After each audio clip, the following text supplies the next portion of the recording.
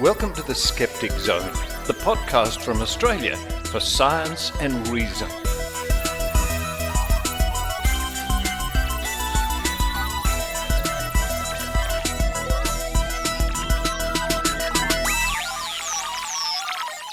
Yes, it's a Skeptic Zone podcast, episode number 751 for the 26th of February, 2023.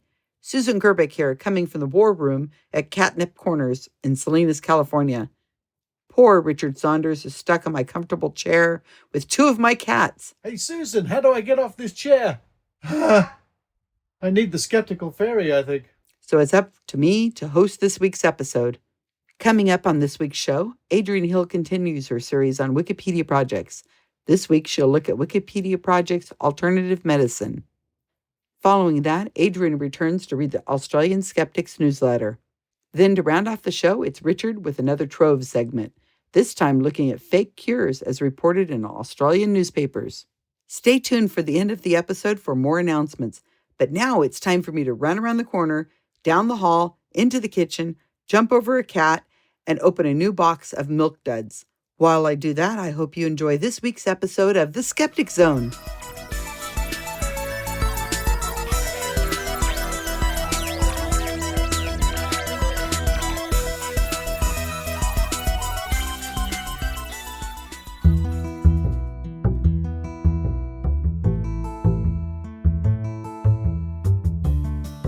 You can count on Adrienne with Adrienne Hill.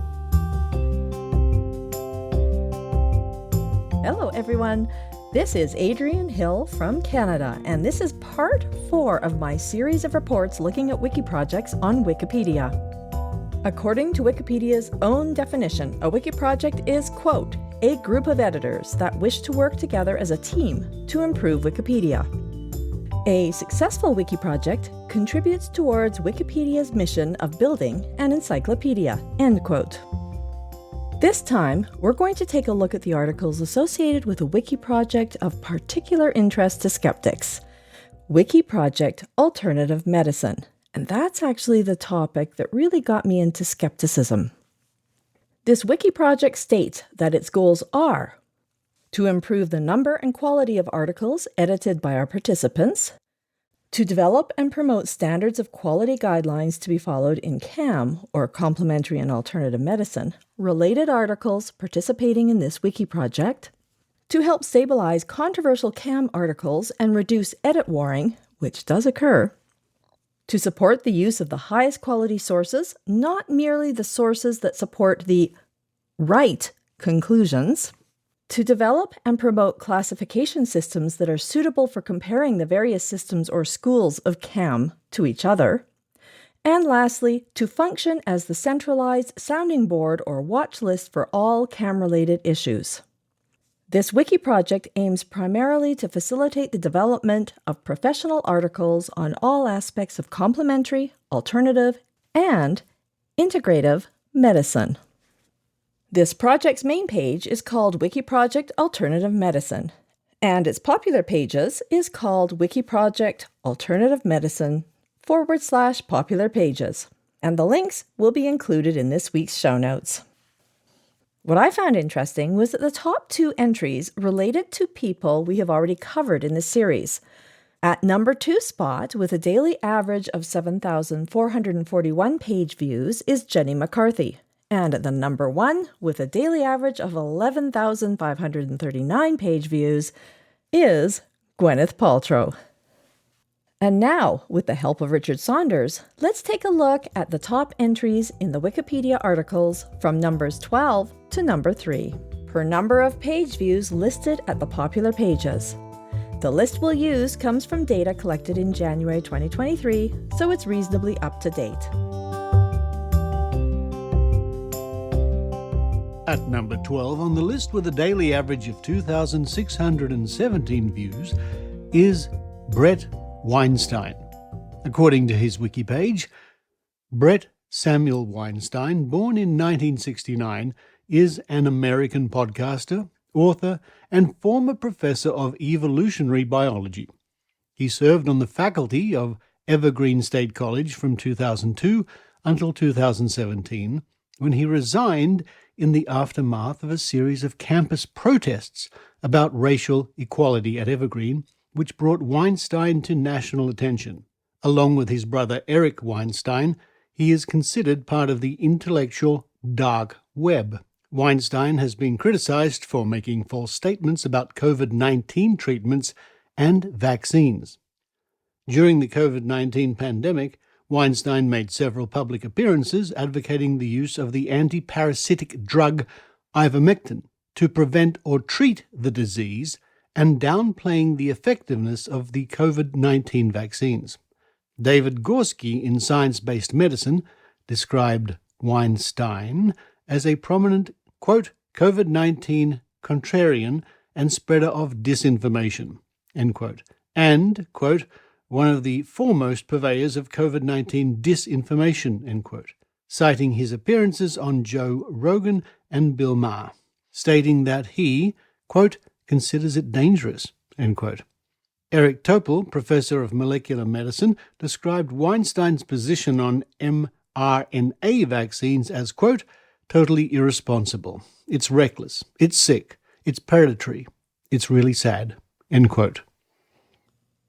At number 11 on the list, with a daily average of 2,699 views, is Suzanne Somers.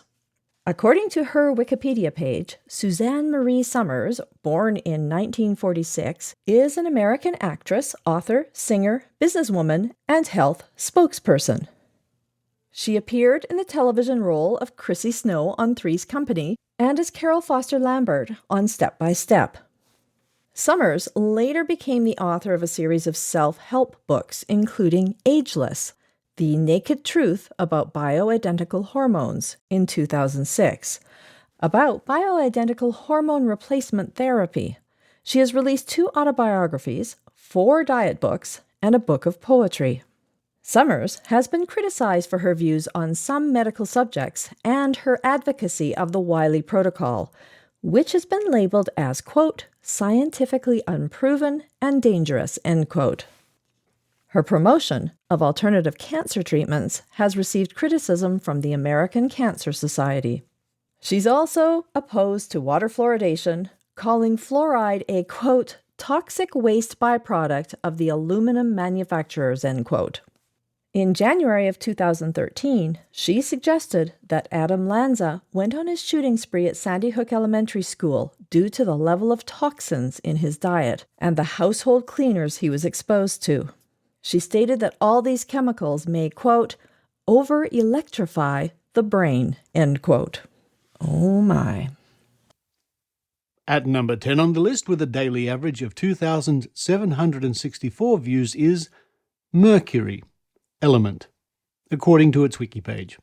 Mercury is a chemical element with the symbol Hg and the atomic number 80.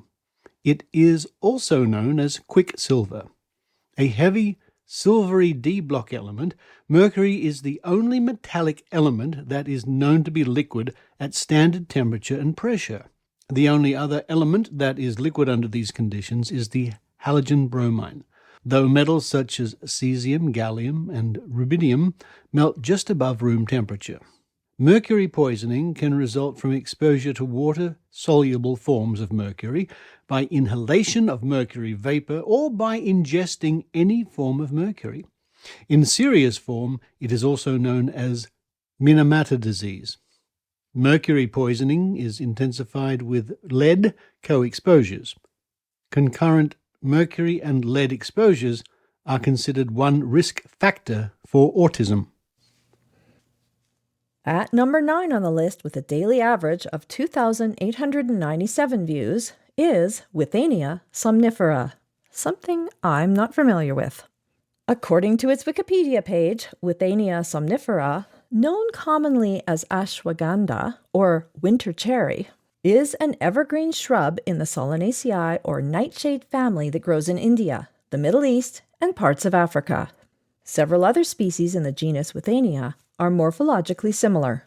The plant, particularly its root powder, has been used for centuries in traditional Indian medicine.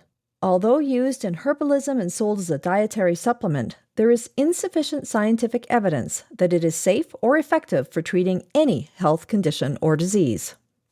Withania somnifera may cause adverse effects if taken alone or together with prescription drugs.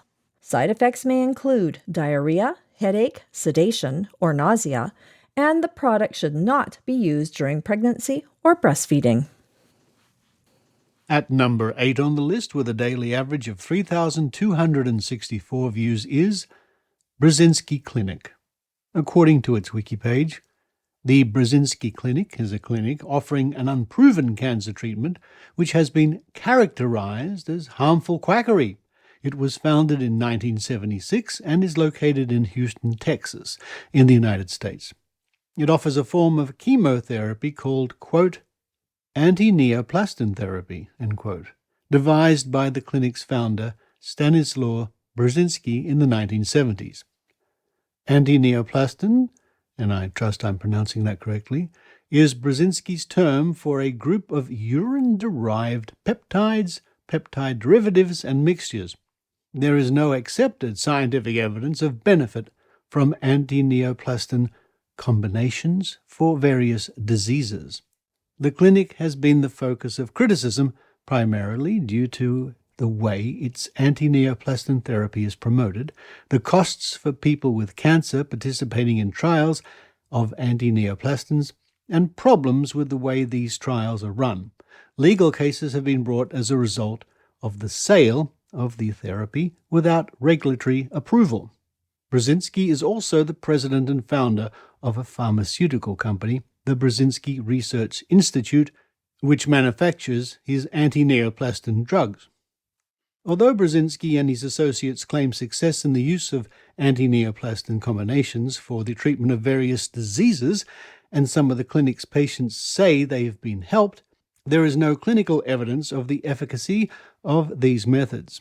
The consensus among the professional community, as represented by the American Cancer Society and Cancer Research UK, is that anti-neoplastin therapy is unproven, and the overall probability of the treatment turning out to be as claimed is low due to the lack of credible mechanisms and the poor state of research after more than 35 years of investigation.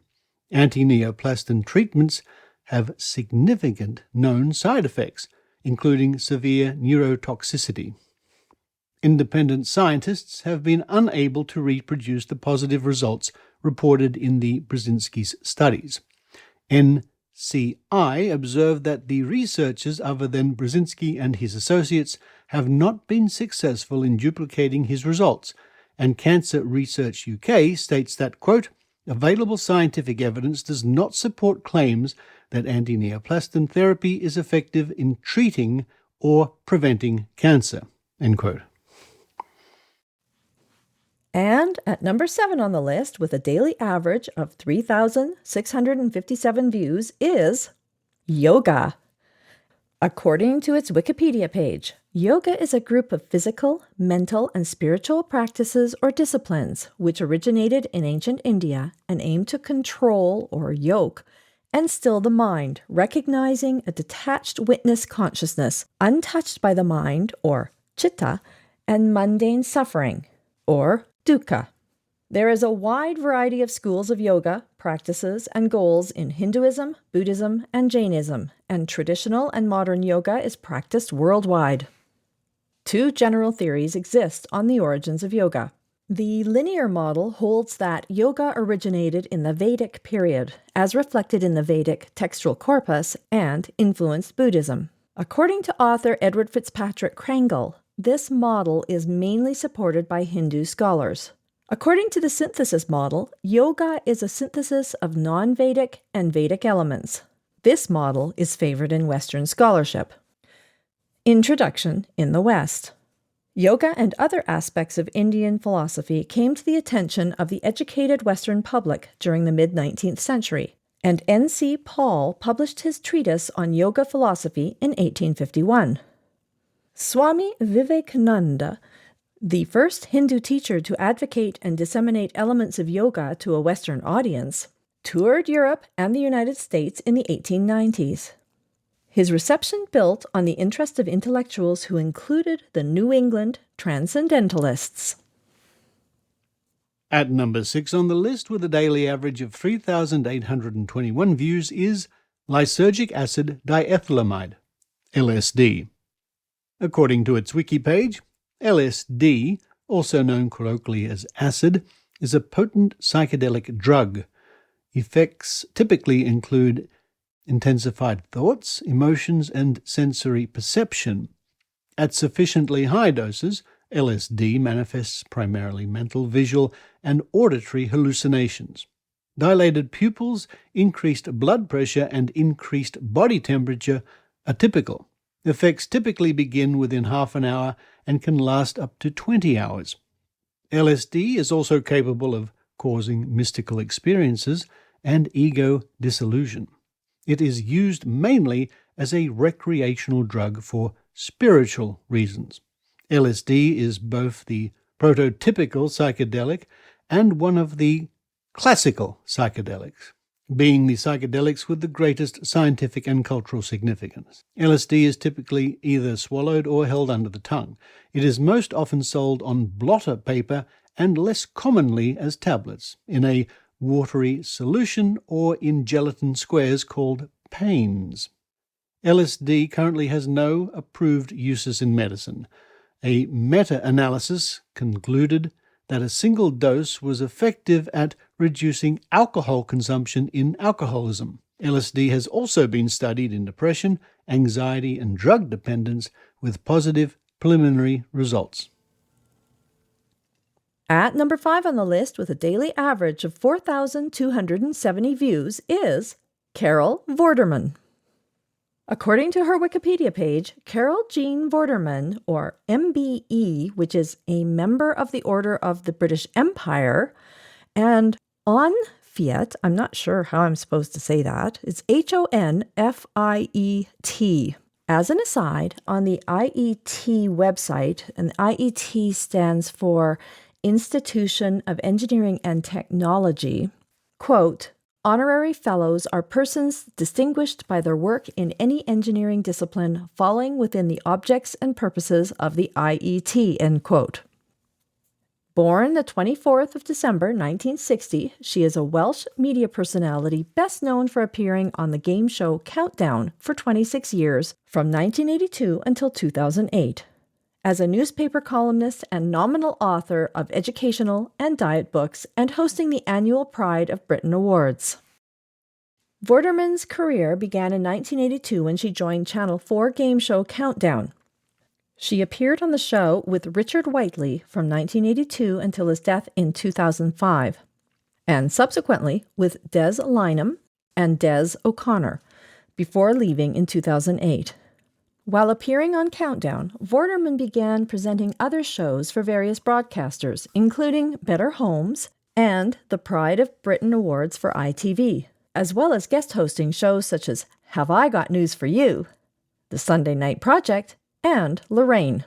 She has written books on detox diets. Detox diets are dietary plans that claim to have detoxifying effects. The general idea suggests that most food contains contaminants, ingredients deemed unnecessary for human life, such as flavor enhancers, food colorings, pesticides, and preservatives. Scientists, dietitians, and doctors, while generally viewing brief, quote, detox diets, end quote, as harmless, unless nutritional deficiency results, often dispute the value and need of these detox diets, due to lack of supporting factual evidence or coherent rationale. In cases where a person suffers from a disease, belief in the efficacy of a detox diet can result in delay or failure to seek effective treatment. At number 4 on the list, with a daily average of 4,812 views, is MDMA. According to its wiki page, methylene-deoxymethamphetamine, MDMA, commonly seen in tablet form, ecstasy, and crystal form, Molly or Mandy, is a potent empathogen and entactogen with stimulant properties, primarily used for recreational purposes. The desired effects include altered sensations, increased energy, empathy, and pleasure. When taken by mouth, effects begin within 30 to 45 minutes and last 3 to 6 hours. MDMA was first developed in 1912 by Merck. It was used to enhance psychotherapy beginning in the 1970s and became popular as a street drug in the 1980s. MDMA is commonly associated with dance parties, raves, and electronic dance music. In 2016, about 21 million people between the ages of 15 and 64 used ecstasy, 0.3% of the world population. This was broadly similar to the percentage of people who use cocaine or amphetamines, but lower for cannabis or opioids. In the United States, as of 2017, about 7% of people have used MDMA at some point in their lives, and 0.9% have used it in the last year. Short-term adverse effects include grinding of the teeth, blurred vision, sweating, and a rapid heartbeat. And extended use can also lead to addiction, memory problems, paranoia, and difficulty sleeping. Deaths have been reported due to increased body temperature and dehydration. Following use, people often feel depressed and tired. MDMA acts primarily by increasing the activity of the neurotransmitters serotonin, dopamine, and noradrenaline in parts of the brain. It belongs to the substituted amphetamine classes of drugs. Small doses of MDMA are used by some religious practitioners as an entheogen to enhance prayer or meditation. MDMA has been used as an adjunct in New Age spiritual practices. And finally, at number 3 on the list with a daily average of 5,605 views is Yin and Yang.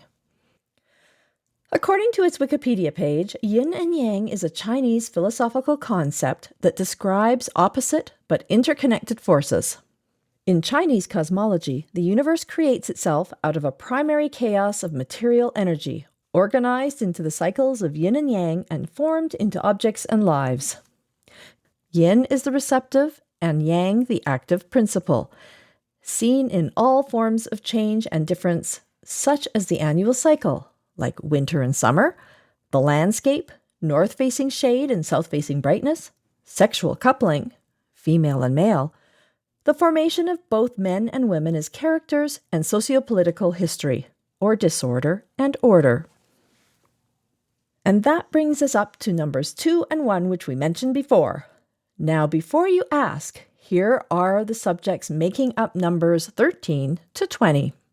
Tamarind, transcendental, meditation, Ayurveda, ambergris, or ambergris, depending on who you listen to how to pronounce it, alchemy, pseudoscience, feng shui, and chiropractic. Homeopathy comes in at number 23. In the next segment, I'll look at the Wiki Project for folklore and see what the top page views are for this fascinating look into history. But for now, this is Adrienne Hill signing off from Canada.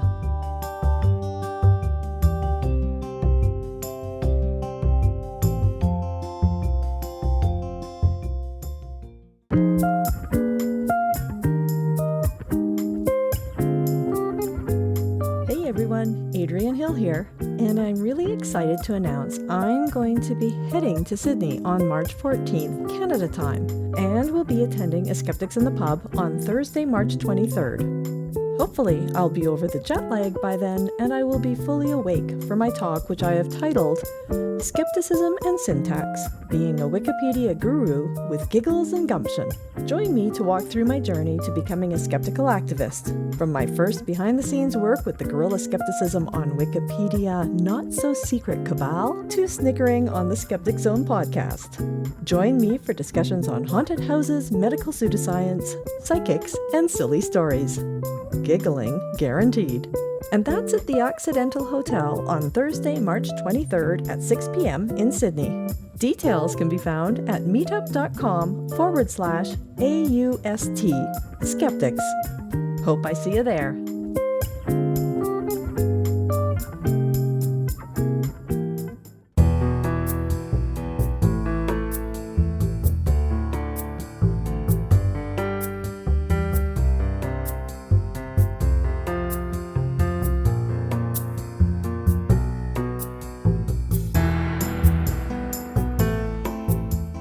everyone. This is Adrienne Hill from Canada. Happy to be back to read the highlights from the Australian Skeptics Newsletter.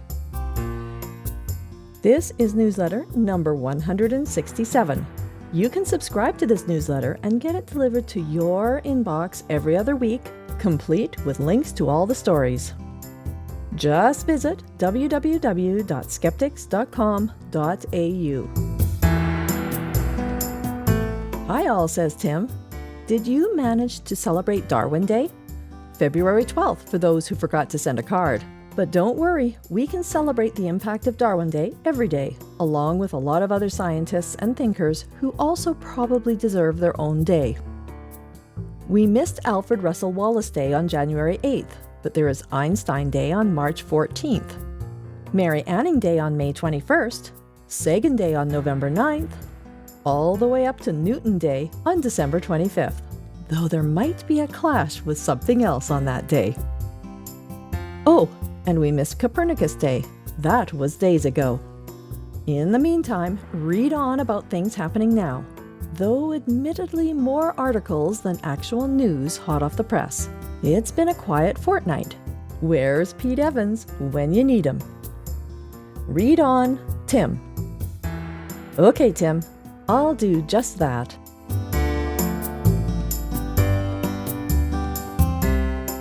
Quest for a consistent theory of ghosts. A thoughtful article that tries to find some meaning in the mess that is ghost hunting. Quote, these observations suggest that the phenomena of ghosts and hauntings is a complex and often inconsistent one, and that according to these commonly held beliefs, the behaviors of ghosts can vary widely from one instance to another. The lack of reliable repeatability and the variability of the experiences suggests that there may be many different factors at play in determining the nature of ghostly activity, including individual perceptions and experiences, cultural beliefs, and the physical and environmental conditions in which the activity occurs. End quote. A thoughtful piece from a pop culture website that takes its subjects more seriously than you would think from a first glance at the site. Why Wikipedia is so tough on Bigfoot. This article looks at the popular online encyclopedia's coverage of what generally can be called pseudoscience, a term that upsets many in the phenomena and cryptozoology field. This article looks at what is required to get a mention in Wikipedia, and what forces are at work to stop or at least modify some of the overenthusiasm of supporters of unknown creatures and the like. Parapsychology's journey to the mainstream. This article gives a sometimes amusing but informative history of parapsychology's efforts to become a formally accepted science. This process went on for some time, with several failed attempts to join the American Association for the Advancement of Science, but eventual success in becoming a member. Quote, the field of parapsychology still faces an uphill battle for respectability, end quote. But the article suggests that opposition these days only comes from a minority.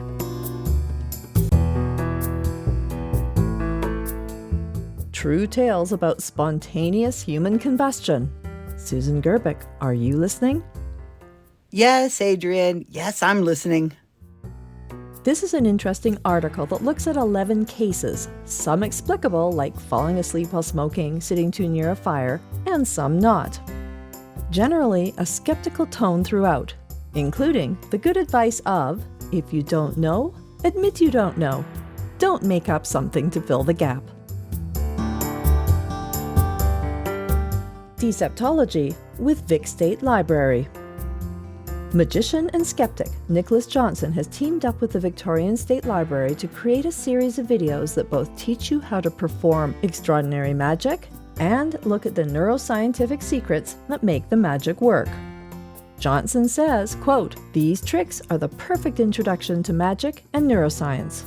All you need is a few objects from around the house, end quote.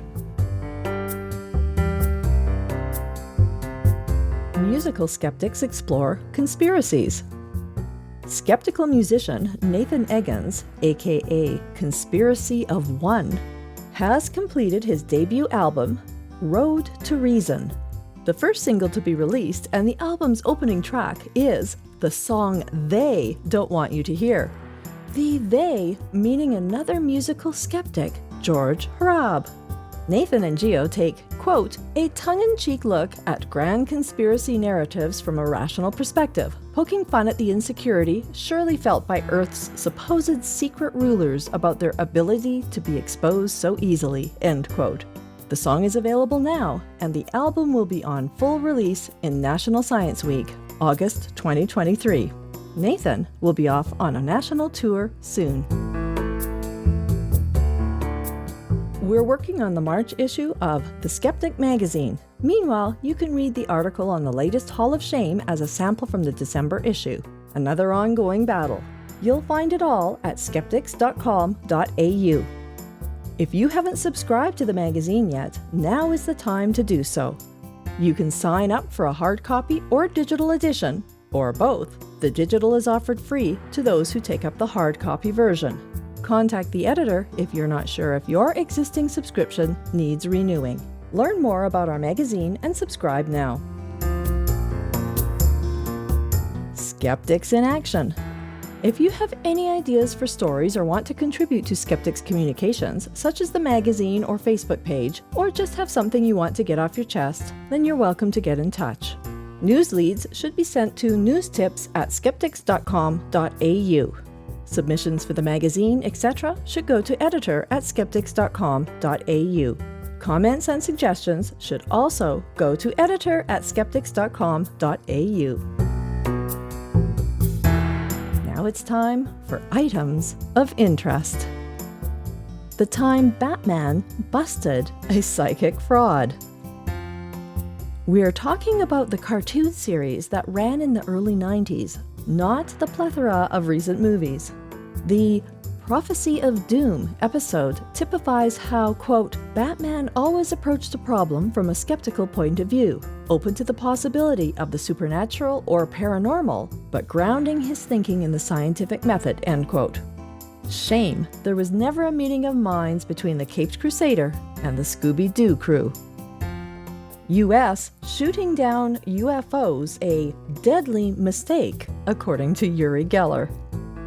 Psychic and UFO expert Uri Geller, never a man to let an opportunity for a press release to go by untended, has warned about shooting down wayward balloons. He has long claimed that aliens visiting Earth are coming in peace and said a few different civilizations are visiting. However, this article points out that others are not so sanguine about our extraterrestrial visitors. But since when did Uri become a UFO expert? Unless he's bringing in some flying saucers to complement his bent cutlery.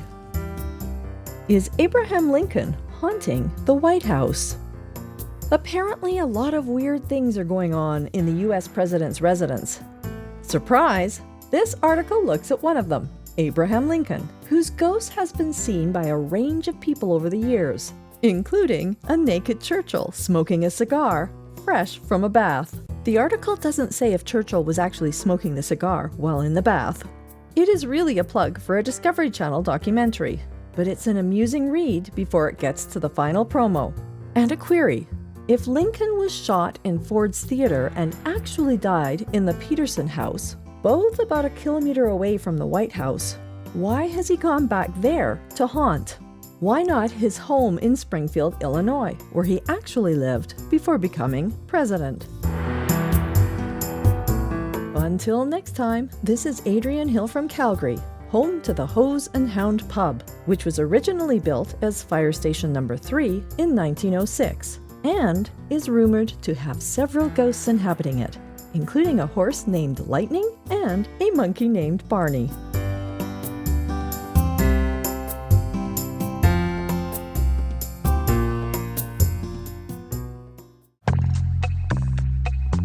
Richard, how do I get better at telling if people are lying? It's really simple. What you need to do... A ghost's real. Well, actually, funny you should ask that, because I've How discovered... do I improve my memory? I've got this great trick. Can you make me happier? Okay, look. For answers to 1,000 questions about the incredible world of human behaviour and the psychology of everyday life, join me, psychologist Richard Wiseman... And me, science journalist Marnie Chesterton... on Richard Wiseman's On Your Mind, a new podcast from Podimo and Telltale. Can I win lottery? Probably not.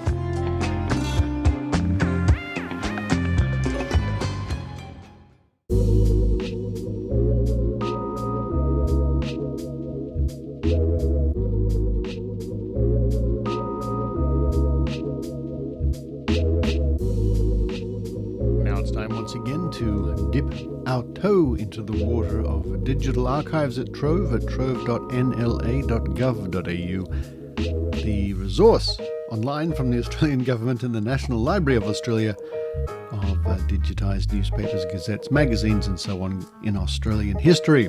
And we've spent many happy hours wading through the rapids of Trove, catching the odd bit of information. And this week, I thought we would continue our look into cures and remedies and medicines and things like that.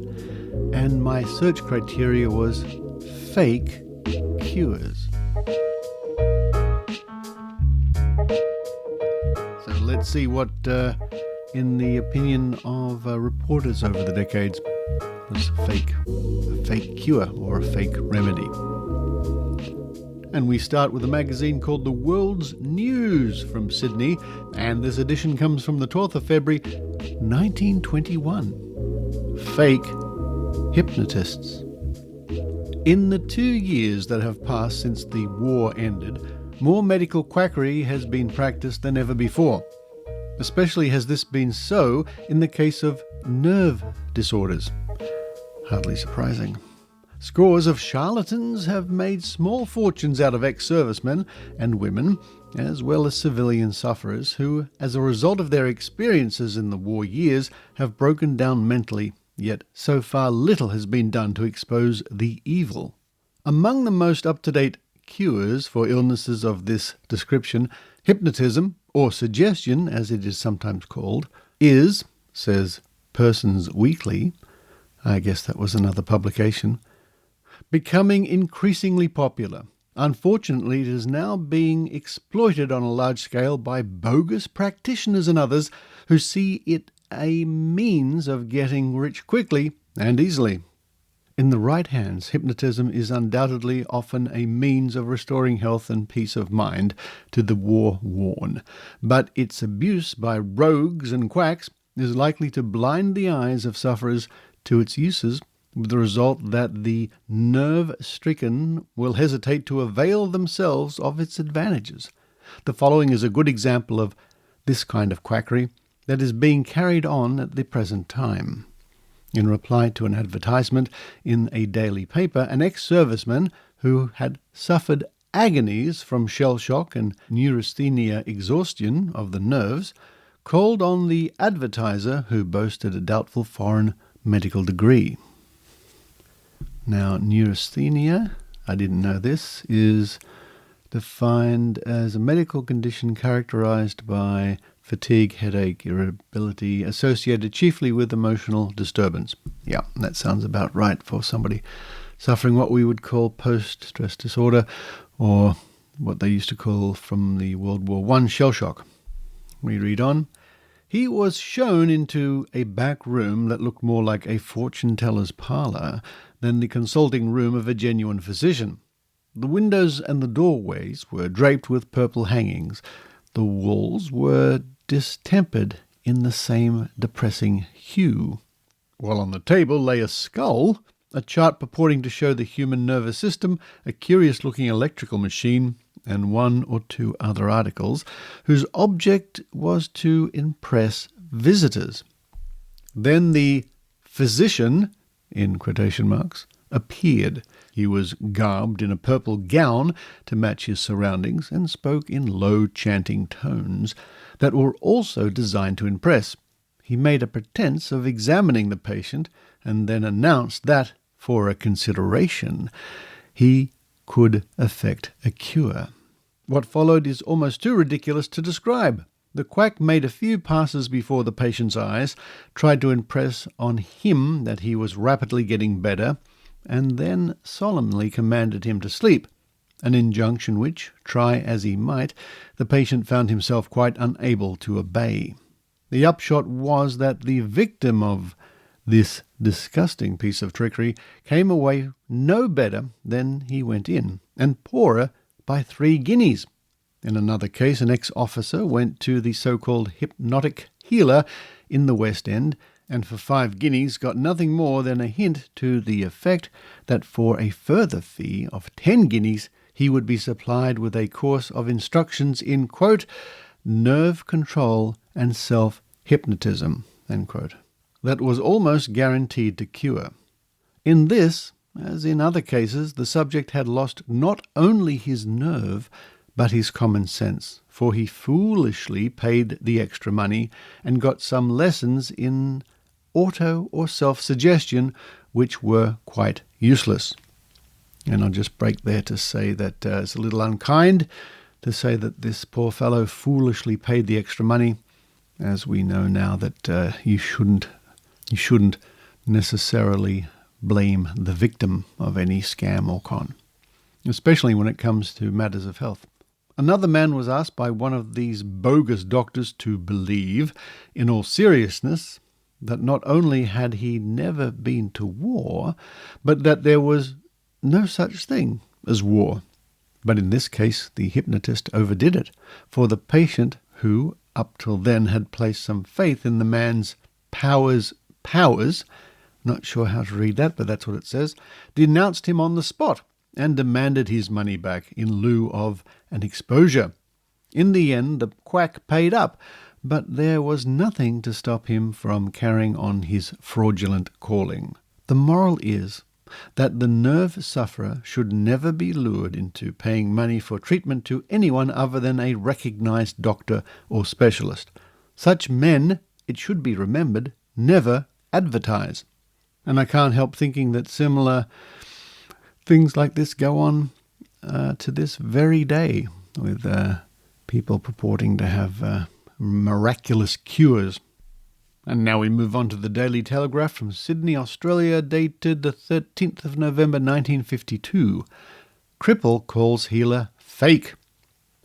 A man on whom faith healer Valdez last Sunday performed a major miracle denounced Valdez last night as a fake. The man is Mr. Wallace Brown, 58, of Bass Avenue, East Hills.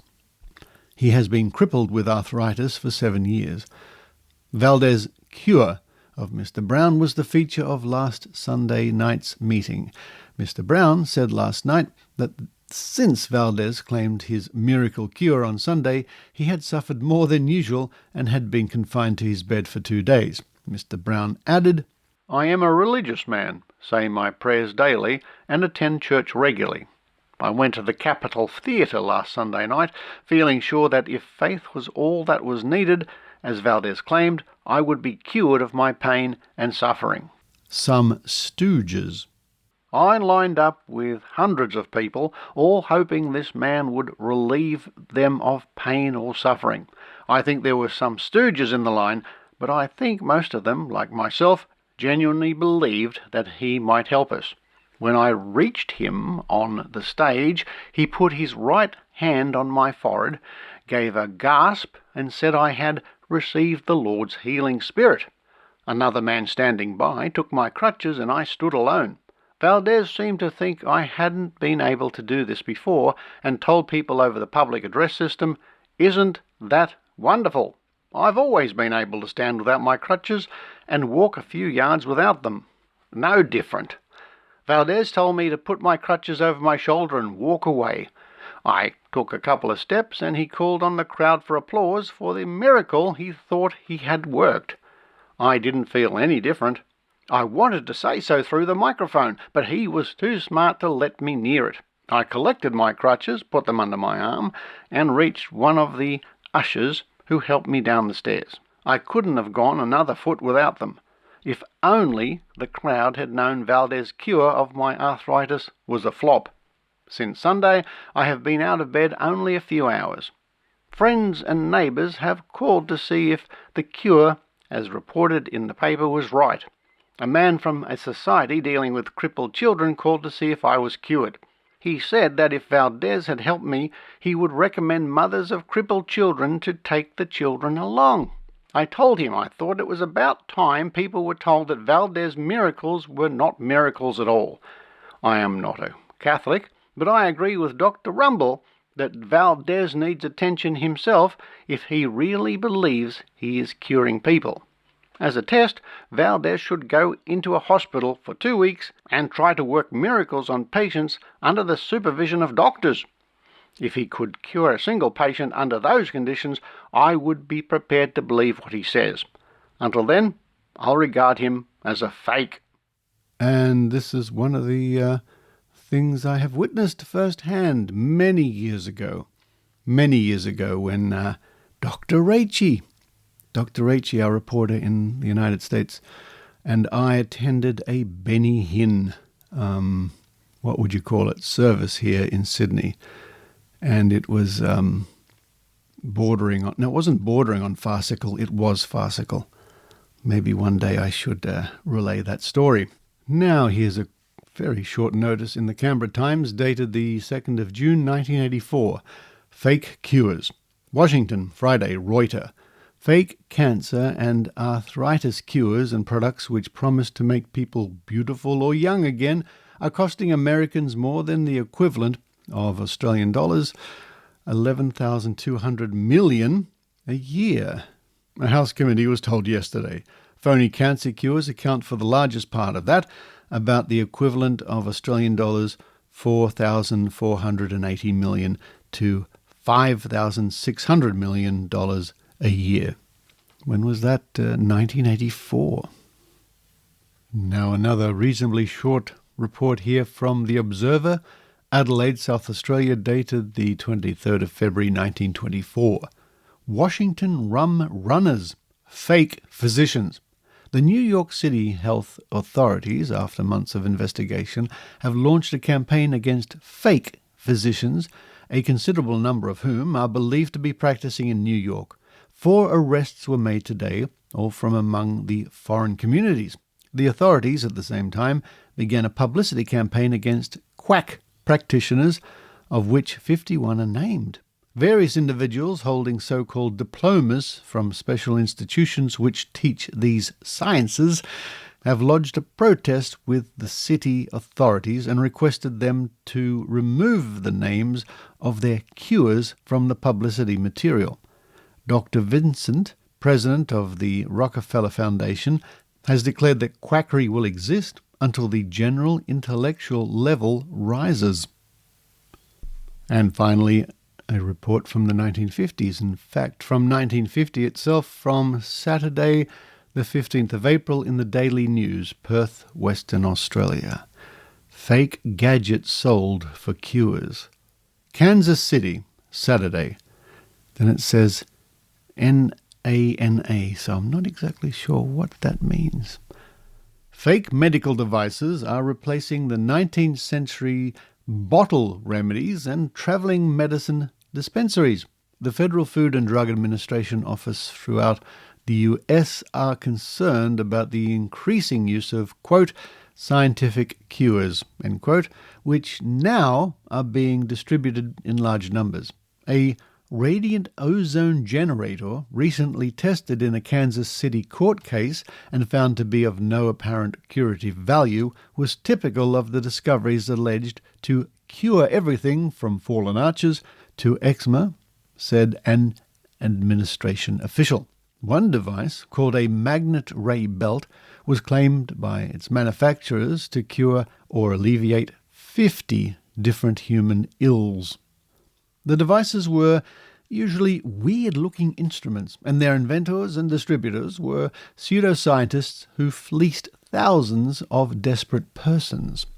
Federal food, drug, and cosmetic laws require that the active ingredients of any medicine be printed on the label, and there could no longer be, quote, secret remedies, end quote, of the type so successfully sold years ago. So the idea of mysterious curing power was being attached to devices which had no label. Some of the instruments were ridiculous. The magnet ray belt was simply an imitation leather band.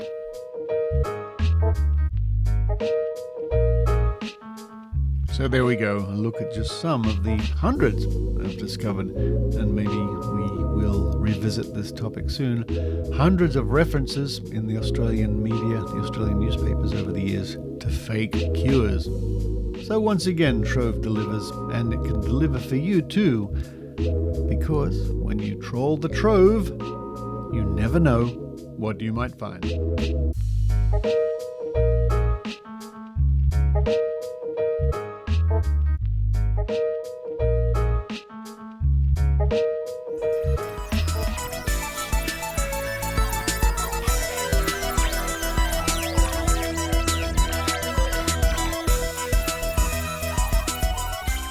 Thank you for listening to this week's episode of the Skeptic Zone. Susan, can I have my show back now, please? Thank you very much for doing the introduction, by the way. I was stuck, folks, the chair, which I'm patting right now in the war room in Susan's office, is astonishing.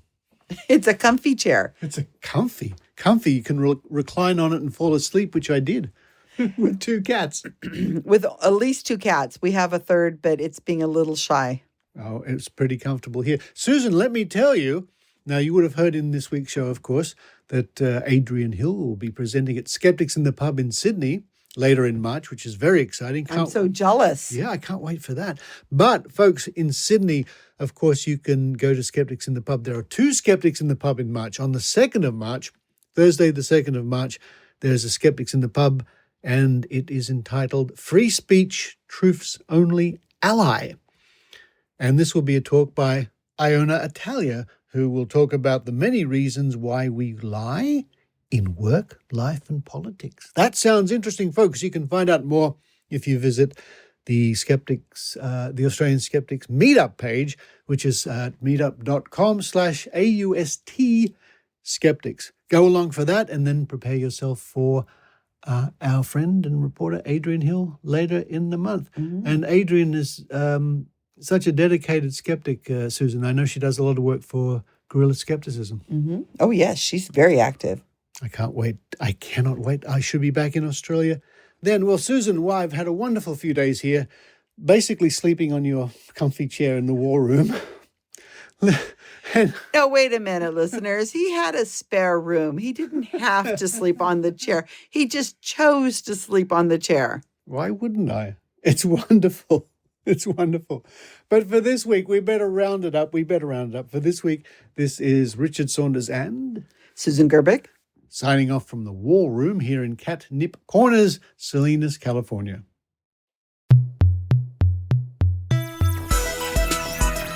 You've been listening to the Skeptic Zone podcast.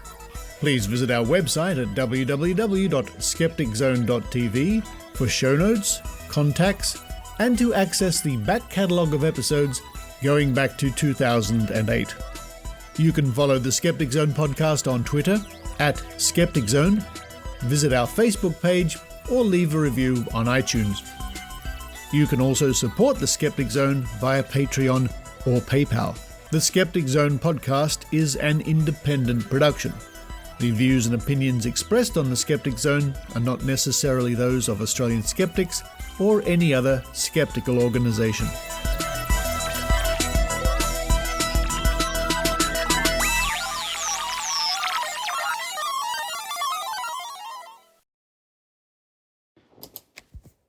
Hello to all the people who listen after the music. Yes, it's that time where we roll the Skeptic Zone die, a 10-sided die, and we have a special guest roller this week. Susan. I've been waiting for this all my life. All your life, really? All my life. I have been waiting for this. Oh, I have those dice over there. Yeah. Oh, look at this. My dad made those. Oh, aren't they wonderful? Big handmade wooden die right here on the bookcase. Beautiful. So, all right. Like I said, I've been concentrating. I have a 10-sided die that you just gave me that is a 10. I feel honored. I mean, it's black with these very nice looking blue letters. Yeah. It's like a cobalt blue. It's very pretty. And then I've been concentrating on the 5. See the 5 right there? Yeah, I'm concentrating on it. So it's going to be a 5. All right. So you know the segment. You can tell the listeners what's about to happen and what they have to do. Well, I think you should all concentrate on 5 out there. Everybody out there, concentrate on the 5. Because I think we should be able to roll 3 5s in a row. It has happened before. So they say. Yeah, it has. So folks at home, concentrate now. Use your psychic powers or your dumb luck or guessing or whatever you want to do. And Susan's going to roll the first of 3 rolls. The first of 3 rolls. Now, remember, you can guess anywhere from 1 to 10. That's right. Because there's 10. There's 10 numbers. There's 10 sides. Okay. They say there's 10. But I only see the 5. See the 5? There are other numbers here. I can see all the numbers. Okay, so I'm really kind of stressed out about this. This is kind of stressful. Will it be a 5? What if it is not a 5? Then you roll it again. My odds are 1 in 5, so that would be 1 in 10. Oh, okay. Oh my God! See, I can't even do math right now. Adrienne's going to be so mad at me. Okay, Here it comes, folks. The guys first ready? roll. What if it bounces off the table? I lose. That my happens to dice? me all the It's time. awful. I'm so stressed. You pick it up. Okay, here we go. I'm blowing on it. Okay, here we go. Okay, here we are. Come on. All right. Suspense. It's a 5! I don't believe it. I believe it. It's a 5. It's a 5. Okay, Oh my God, first that's too number many. is Okay. 5. It's a 5. Okay, are you guys out there concentrating on the 5? 5, 5, 5, 5. Okay, we can do this 3 times in a row. I mean, what's the odds? 1 in 10. Yeah, but 1 in 10. Times anyway. No. It's 1 in 10. All right. This roll right here is 1 in 10. All right. That'll be a 5, right? Right. Okay. So Yes. I'm not messing up with my math. If you just think of the roll individually. Okay, I'm gonna blow on it again. All right, here we go. Here we go. Oh, well, it's almost a 5. It's a 4. See how we justify things? Yes. Humans are interesting. Yeah, how we yeah, justify yeah. these things. It's Close. almost a 5. Almost a 5. Almost a 5. Just yeah. missing it. But So far we have 1 5 and 1 4, and the last number coming up. okay, here we go.